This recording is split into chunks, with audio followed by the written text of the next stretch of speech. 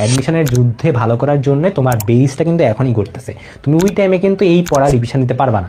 তোমার পাইনি চান্স, এরকম না হোক, জাস্ট 0.33 জন্য যদি তুমি একটা যা পছন্দের জায়গা মিস করো, তোমার কাছেই তো খারাপ লাগবে, তাই না?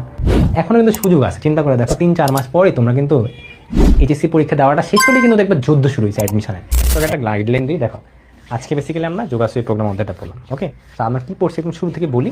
একদম শুরু করছিলাম আমরা কি যোগাশ্রী প্রোগ্রাম কি, কেন দরকার, এরপর আমরা পড়ছিলাম কেমনে বের করে, স্টেপ আকারে কিন্তু শিখাইছি। 5টা স্টেপ ছিল। এক, জেড কি, দেন কি বের করতে বলছি, কন্ডিশনগুলো থেকে তুমি গ্রাফ আঁকবা, গ্রাফ এঁকে বলছিলাম পয়েন্ট টেস্ট করবা, পয়েন্ট টেস্ট করার পরে কি বলছিলাম, ওই রিজিয়নটা বের করবা, যে এলাকাটা, ওই এলাকাটা বের করার পরে জেড ম্যাক্স বা জেড মিন যেটা কোশ্চেনে বলা থাকবে সেটা তুমি বের করবা। 5টা স্টেপে কিন্তু সব ডান হয়ে গেছে। তুমি একবার গ্রাফটা আঁকার চেষ্টা করবা, 2-3টা গ্রাফ যখন আঁকতে পারবা, কারণ যতগুলো গ্রাফের টাইপ হতে পারে তাই সবগুলোই দেখা দিচ্ছি। ওকে, ডান। এর পরবর্তীতে আমি কি করছি, টেবিলের ম্যাথ দেখাইছি। টেবিলের ম্যাথগুলো খুবই ইজি, তুমি জাস্ট বসায় কন্ডিশনগুলো লিখবা, গ্রাফ একদম ইজি, তুমি আগের মতোই পারবা। পরবর্তীতে দেখাইছিলাম হলো কোশ্চান থেকে তুমি এবার ইনফরমেশন এক্সট্রাক্ট করে আনবা। তখন কয়েকটা টাইপ দেখাইছিলাম, যে শূন্য থাকলে কি করবা, শূন্য না থাকলে কি করবা, ভগ্নাংশ থাকলে কি করবা, আর কিছু যদি নর্মালি মিলে যায় তাহলে তো ভালোই, কোনো সমস্যাই না। ওকে, অ্যান্ড লাস্টলি দেখাইছি কি বিশাল একটা ম্যাথ, ওইখান থেকে কেমনি ইনফরমেশনগুলো এক্সট্রাক্ট করবা। সো এই ম্যাথ খুবই সোজা, তোমার কাজ জাস্ট যে নতুন নতুন টাইপগুলো ভাইয়া করাইছি, ক্লাসে যা করাইছি দরকার তুমি ওগুলো খেলে আবার তো বাসায় করবা, তাইলেই পারবা। ঠিক আছে, ওকে। আর বইয়ের থেকে যে কোনো একটা এক্সাম্পলে দেখবা কেমনে লিখছে, খাতায় তো লেখা লাগবে কেমনে লিখছি, ওইটা একটু দেখবা, তাহলে হয়ে গেছে। ঠিক আছে, আর মোটিভেশন কি, তোমার পড়াশোনার জন্য তোমার মোটিভেশন তোমাকে আনতে হবে। ঠিক আছে, তোমার কিন্তু বেশি দিন সময় নাই আর।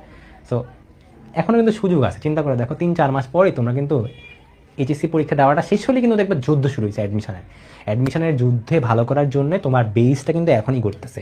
তুমি ওই টাইমে কিন্তু এই পড়া রিভিশন দিতে পারবা না।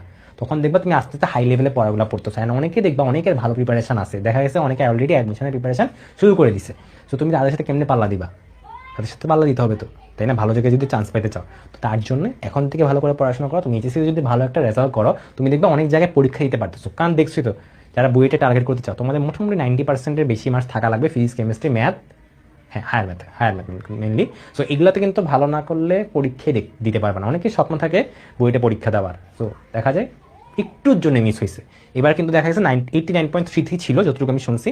সো যারা চিন্তা করো, যারা 89 পাইছে তারা একটু আফসোস করতেছে না?